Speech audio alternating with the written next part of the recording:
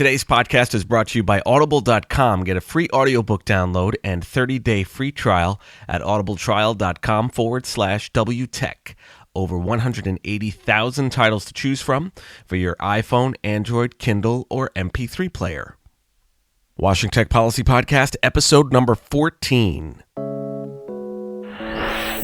Moving the needle. Welcome to the Washington Tech Policy Podcast. Curating communications, media, and tech policy news so you don't have to.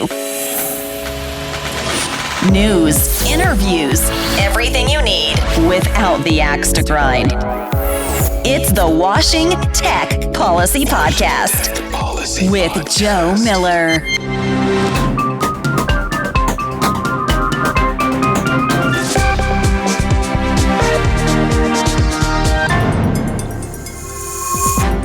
Following the Paris attacks, policymakers focus on encryption. Comcast launches Stream TV, and Nicol Turner-Lee joins me.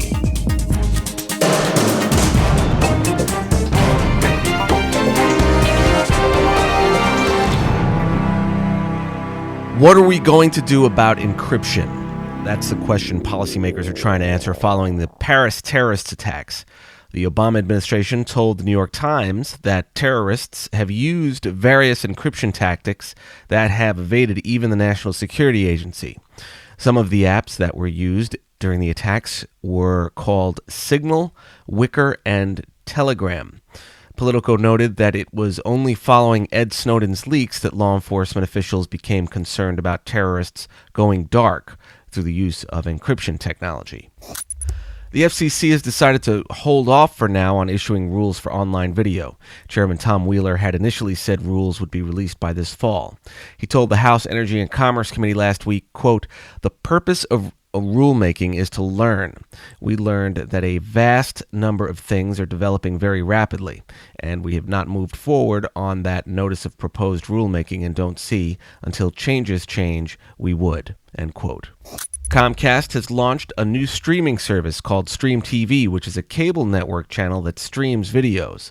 Wired notes that Comcast currently has a 300 gig data cap with up to $30 in additional fees for data usage above the caps.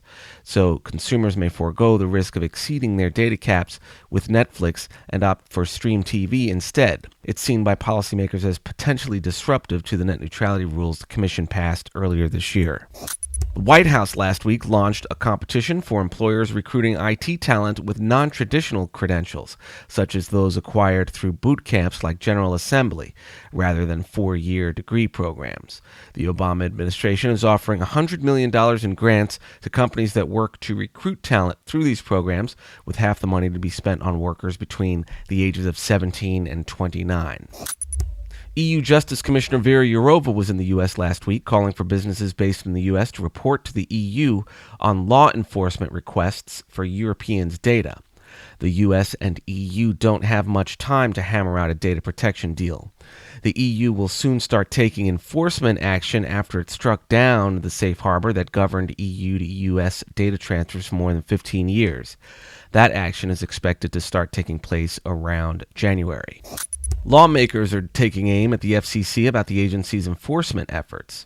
Senators Steve Daines, Jerry Moran, and Roy Blunt wrote a letter to Chairman Wheeler Thursday, noting the FCC has received 500,000 consumer complaints since 2013, but shows no evidence of actually having acted on them.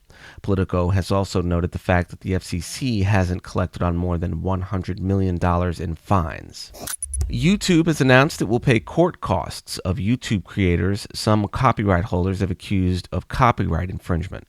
The company is pledging up to $1 million for each case it believes falls under the fair use doctrine, which allows the use of copyrighted works for things like educational purposes, research, and parodies. Finally, FCC Chairman Tom Wheeler told Congress that the Commission would enforce the new robocall exemption for government debt collectors. A provision tacked onto a recent budget deal will allow the federal government to robocall debtors' cell phones in its collection efforts.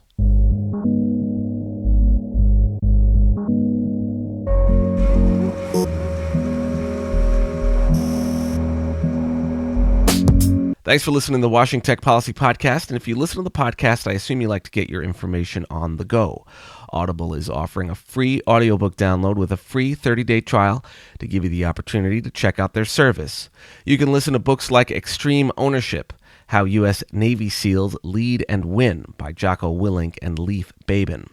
Listen wherever you are. You can download How U.S. Navy SEALs Lead and Win or another audiobook free by trying audible.com. Sign up for your free audiobook and 30-day trial today at audibletrial.com/WTech.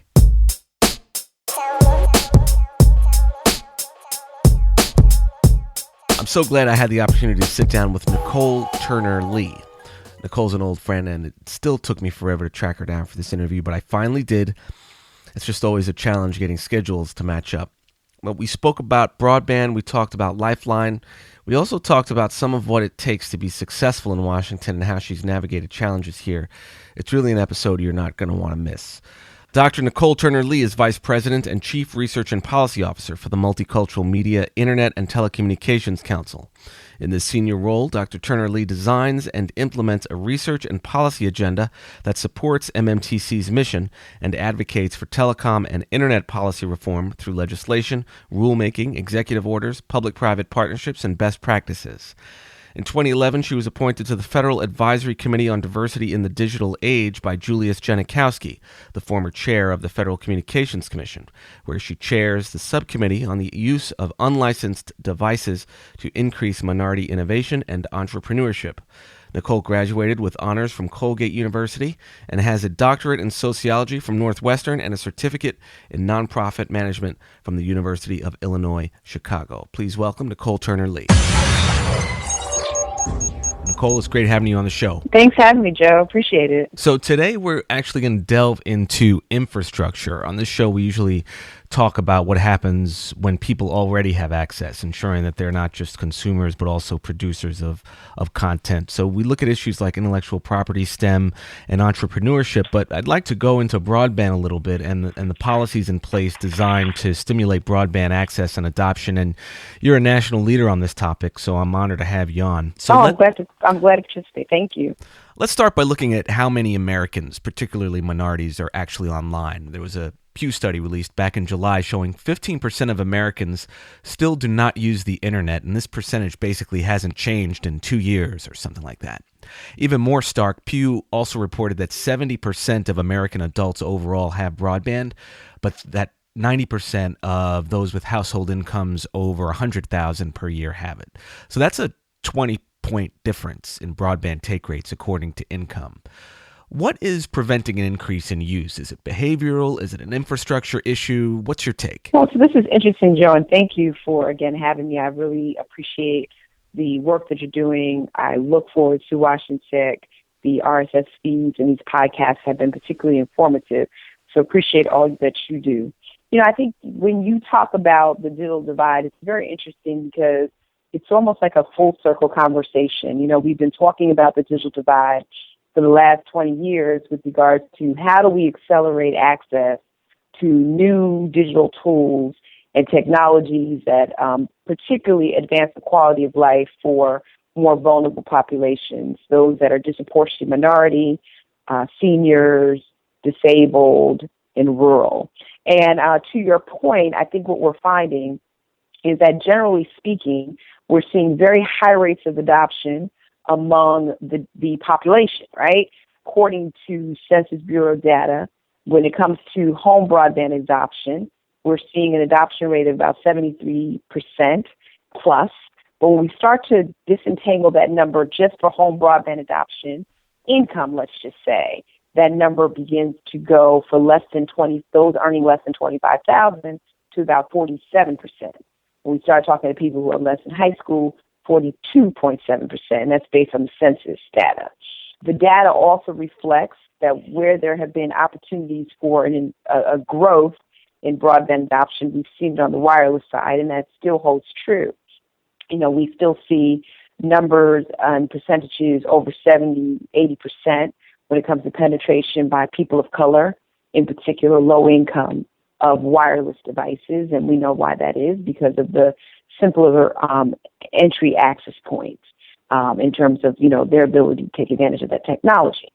Where I think the numbers have been most troubling for the digital divide conversation, in all honesty, has been around some data that the Pew Research Center released in July, which is around the 15% of Americans that are not online at all. These are people who have determined that there is no relevance to broadband adoption. They have no connectivity to broadband in any way, shape, or form, even though it may be around them. And these folks look like the other America. They are poor, they are older, they are rurally isolated, and they are the disabled, and they're the part of our American citizenry that we need to be paying attention to, because that means that, even if we shift from an offline to an online economy, they will definitely be the ones that are further left in these digital deserts. So you ask the question of, well, where is the denominator when it comes to the lack of access? And I would just suggest to you, clearly relevance continues to be one of the main barriers to digital adoption among the populations that I'm referencing. And that's just primarily because people still do not see the value to quality of life as we would like them to see. And if you're one of those people who doesn't care much for streaming video online or talking on the phone, you're just not going to get a phone. You're not going to adopt broadband.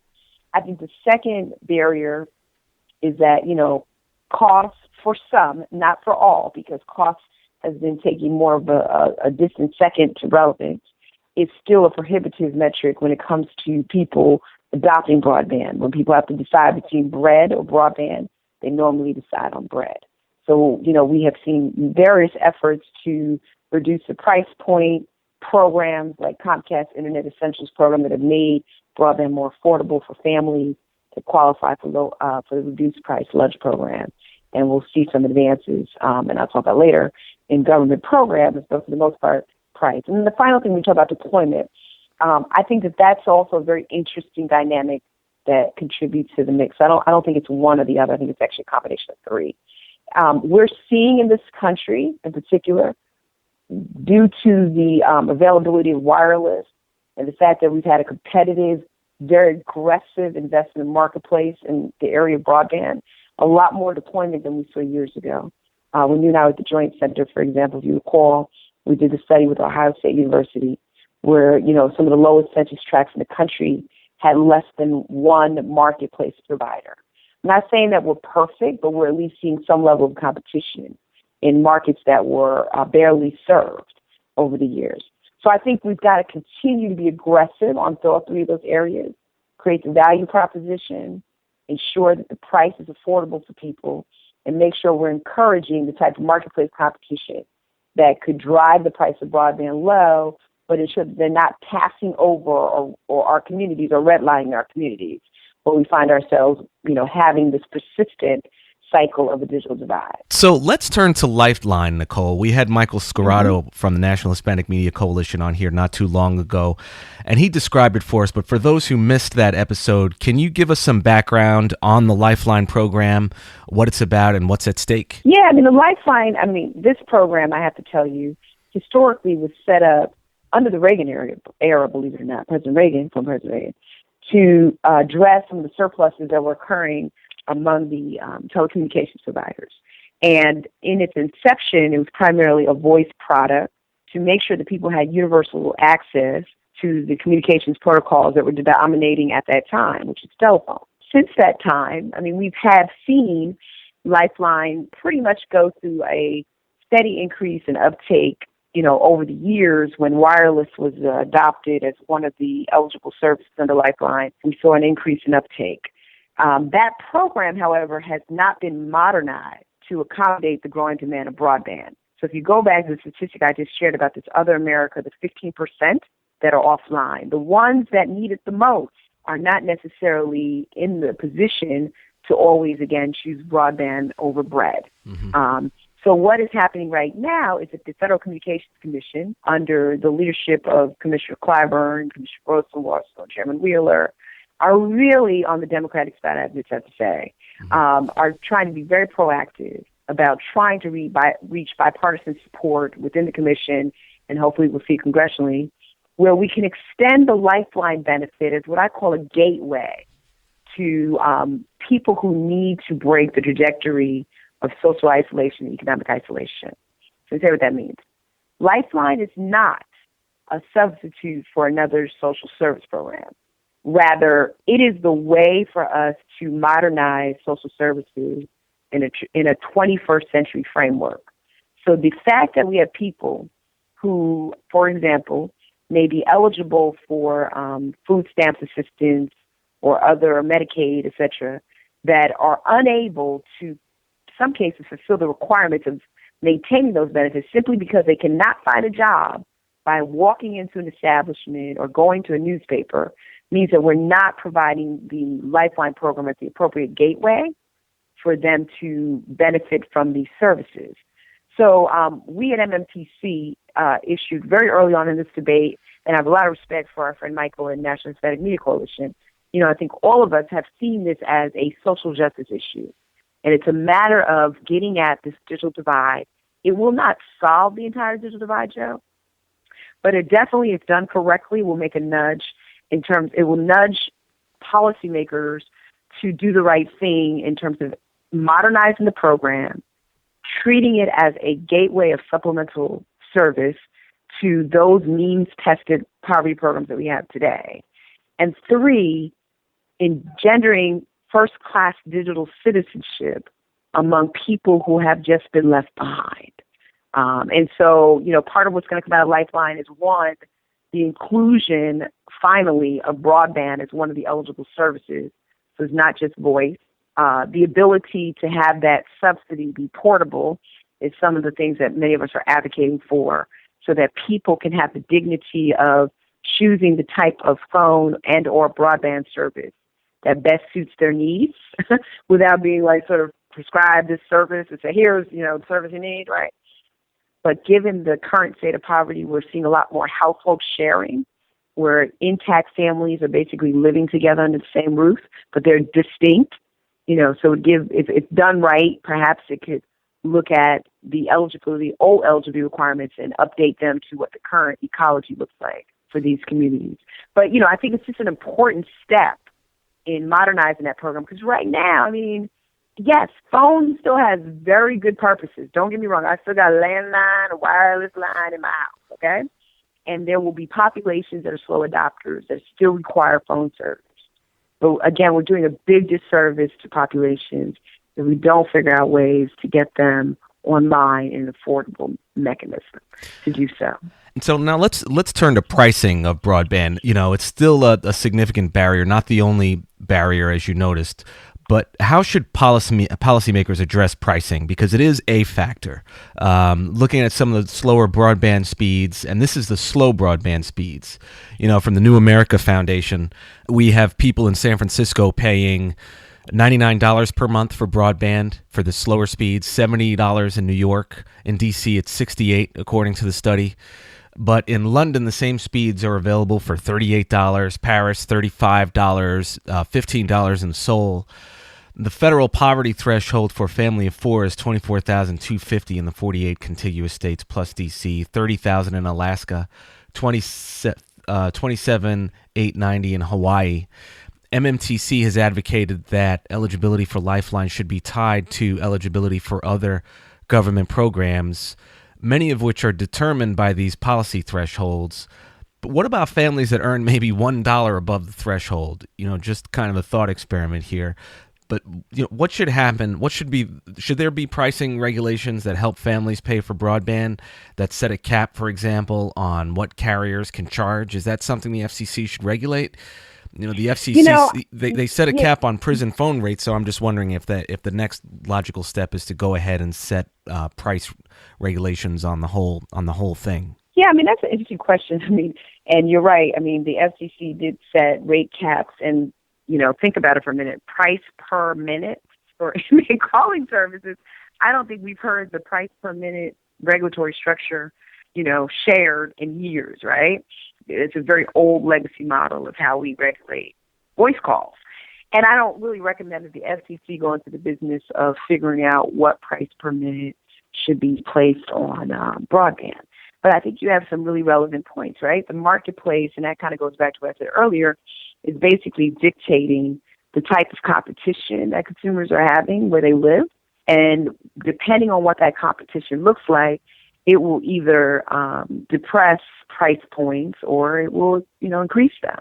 And I think that's one of the things that Chairman Wheeler has been very vocal about, which is engendering a certain level of competition to ensure that people have options in the places in which they live so that you're not tied to one carrier. And I think we're seeing, if you review the National Broadband Plan map, you're actually seeing some more of that stretch in certain footprints. But obviously, way more work needs to be done, particularly for harder to serve areas or where there's really not a return on investment in those areas. So, I think to your point, again, I don't think the FCC should be in a business of regulating price points. I think the FCC is in a really good role of thinking about standards, to your point about speed. And the chairman has put some aspirational goals when it comes to speed. Because as we see the Internet of Things and emails and video streaming, clearly how broadband is defined and what the minimal service standards are for broadband are going to determine, what people can actually do. And we say this also in our comments, that we really want to, in the Lifeline program, ensure that whatever broadband service that is actually decided upon is not one that's hodgepodge, that you're basically giving low-income people the scraps of the barrel, that they cannot do the basic functions that we're describing that are important to improving quality of life. But, to your point, I really think we just need to be cautious in coming up with set standard rates because you kind of get what you pay for. Mm-hmm. And I don't even think that we should place disadvantaged communities in a position where they're only divvied out, what's in the butler's kitchen. I think we need to be cautious about that. You know what I mean? Well, this podcast is policy without the axe to grind. So, You're right. No, I can't. Look, I completely understand. I've not been able to solve what broadband should look like. My own experience of doing this for many years, right, is there were times when getting access to broadband was clearly an over 100 per household product to get DSL when it was a new entrant into the marketplace. And the fact that we're seeing pricing now where, you can get some type of broadband product under $10 speaks volumes to the type of competition that's been, in the marketplace. There are some places where that competition doesn't exist, and we're seeing the deployment of municipal networks or, public utility networks that are actually taking on the responsibility of bringing broadband to their citizens. And in those cases, there's a need and they're necessary for those communities. I think, again, it is one of those situations where you don't want to put something like broadband, which has so much elasticity and so it's purpose for various uses among consumers, into a bucket where, it's so standard that you're not able to do all the things that you like to do, while at the same time, it doesn't respect the fact that you might be in a place where there's more competition, where you can actually opt into a more affordable package. Now, with Lifeline, our expectation is that the rules reflect a marketplace that is much more diverse and competitive, and that we move away from just providers that just provide voice, that you have creative service offerings that will depress the prices in such a way that it falls within the allowable benefit. And honestly, for those of us on the social justice side that sign on to our letters, perhaps there are opportunities that people start there, but they have the option to buy more, if they feel that that's something that they want. The key thing with Lifeline or any other universal service program is to get people the benefit in the way that they can afford it and in the way that they want to use it. And I think that goes back to your earlier question of helping to solve why people are not online. So now, just to get into the politics for folks who aren't familiar, I don't want to get too much into it because it gives me a headache. But MMTC earlier this year in June, you were quoted as saying that when it comes to Lifeline reform, we need to, quote, not be deterred by partisan disagreements. Can you just tell us a little bit about the nature of those disagreements so we know what they are? Yeah, this is one of those simple things. I was on a panel earlier today, so excuse me if I'm kind of testy, right, on this, And a well-respected colleague of mine, in the space doesn't work with us, but I respect his work. use the word, which respectfully, he didn't mean it the way that he said it, but it's one of those buzzwords, charged words, politically charged words at that, of entitlement. And we have seen Lifeline been associated with what has been quote unquote called the Obama phone. And I would just respectfully dissent. That's not what this is for, right? This is not about entitlement to people. We're not creating a social service program. We're not creating another SNAP program. We're not trying to create another Medicaid program. We're providing what the program says, a lifeline, a gateway, a way to make it easier for people to get the things that they need to break the cycle of poverty. And I think in terms of partisan support, I think everybody should want to see this program succeed in obviously a fiscally responsible way, in a way that makes sense for the marketplace and consumers, in a way that actually can have measurable outcomes where we can see that my enrollment, for example, let's just say in a SNAP food stamps program, and my ability to have a lifeline benefit, which allows me to search for jobs online or contact my healthcare provider to make an appointment or to ensure that my children are actively engaged in their school, that they are not goals that are contrary to what first-class digital citizenship looks like in this country. So part of, the partisan disagreement that we don't want to see is for this program to be looked upon as an entitlement that is for the support of the poor who should be going out there and trying to figure this stuff out by themselves. That's not how it works, right? You can give, a man, like when I was growing up, right? You can teach a man to fish, and the man who knows how to fish or woman will be able to feed their family. But let me just say, in the 21st century economy, you got to give that person a pole. And the new pole is a phone or access to broadband. You see what I mean? So this is not about like, we're going to go in and create this new program and have all these people that are relying upon this and strain the budget. And, that's the argument of those that are on the other side of most of us, most liberal Democrats. What this should be seen as is a way to, again, re-engineer 21st century services so that we can have a different paradigm framework for making these much more effective and impactful. So let's shift away from policy, Nicole, and move to the second thing this podcast is about, and just making policymakers better at what they do. So I want to focus on your success factors, the things that keep you on top of your game, the myth behind the legend that is Nicol Turner-Lee. Obviously DC is a very tough town. It's very political, and it can often, for lack of a better term, be unkind. But you always seem so positive. What keeps you smiling? What keeps you optimistic in the face of this beast that is Washington, D.C.? Oh, my God. So, it's so funny. So I don't see D.C. as the beast. I just see it as the bastion of really smart people who, in this discourse of disagreement can actually figure out ways to make the world a better place.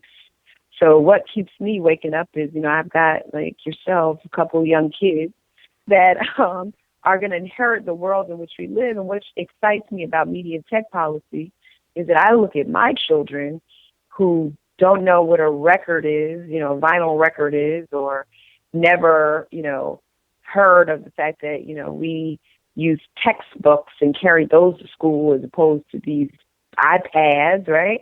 And they don't even know what it was like to pick up a rotary phone and dial any 27525, right? They know a different world. And I think it's a responsible use of my time to ensure that the world is not just better for me and the things that I want to do in the real and the now, but it's actually good for them. So that's what keeps me up. There's a certain optimism around the ability to bring policy to life and to, do that. I mean, there's also, I have to say, a particular optimism which comes with not being a lawyer. Yeah. You see? So I have to be honest, I don't have to, get into the legal jargon all the time. I'm very familiar with it because, in the back of my conscience is a sociologist who cares about society and the way things are structured and ordered. So I think that's what also, keeps me. I'm not working for a private practice firm, but I'm working in a capacity to extend the benefit to our communities. And one last thing on seriousness that also keeps me motivated about this, people of color, have always been on the edge of these dialogues.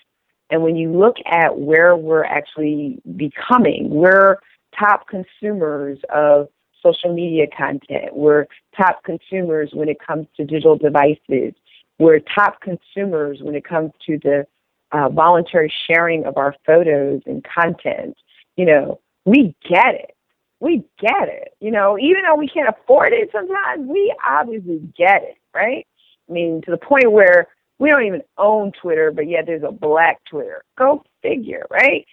So all I'm saying is, we've got to keep, our feet to the floor and keep making sure that our issues are top priority in an economy that is now making up 1/6 of the global economy, that is driving wealth creation, jobs, and educational attainment. We can't stop. And that's what keeps me up at night. We can't stop. We've got to keep going until our voices are heard, and we have to stop allowing ourselves to be placed on the edge. And you're also one of the best connected policymakers here in town. And you're not someone who began their career here like me. You came from Chicago. I came from New York. You came from Chicago. But you're still more plugged in than most. What's your secret?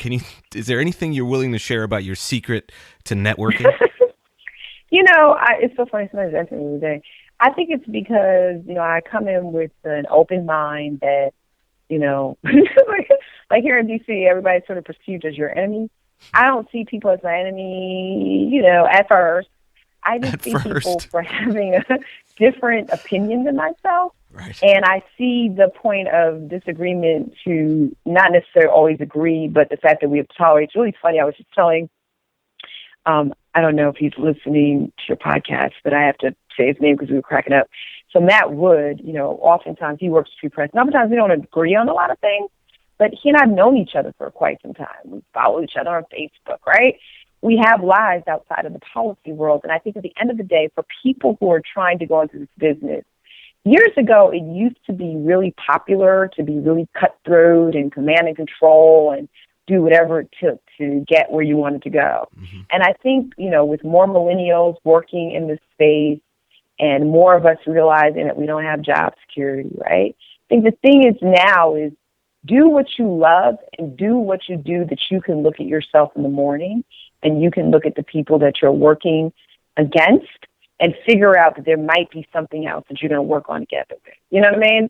So it's not one of those fatalistic, I'm going to take you down all the way down, right? Yeah. So you see who is king and queen. Right. That's really not the way people should work anymore because this is the environment is just so unstable, right?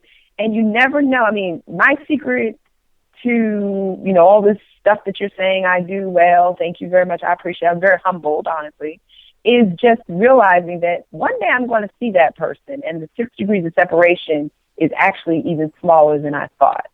And so I would just say to anybody who wants that kind of career advice, learn, be a sponge, and recognize that the person that you shake hands with at that reception will probably be your employer or your colleague or your business partner, right? If you realize that, you have a different mindset on how you interact with them, right? Yeah, there's always that online disinhibition bias where, people say stuff when they're behind a computer, but then you see them in person and it's like, oh, hello. Yeah, right, exactly. I mean, I get so many people, some people just send me this email, all this caps. I had to ask somebody what that meant. Right. And they're like, oh, they're shouting at you. I'm like, oh, okay, I got it, but you have the choice. One of the things I realized in my own personal DNA outside of policy and many of the challenges that I've gone through, life for me ain't been no crystal stair, okay? But if you have a choice for how you want to behave in a particular situation, and you have a choice for the types of conviction and passion that you have in your life, right? You have a choice. And the best choice that you can make is to make the choice that says, at work, this is what it is. Let me continue to build alliances because I don't know where all going to have to grab hands together and walk that line, cross that line together. Or you can decide that my choice is to alienate myself and alienate people from me. But I can tell you in this town, whatever choice you make has a consequence. That's all I'm saying. Mm-hmm. So you have to be very careful about those choices that you make because they will come back. in some way, shape, or form.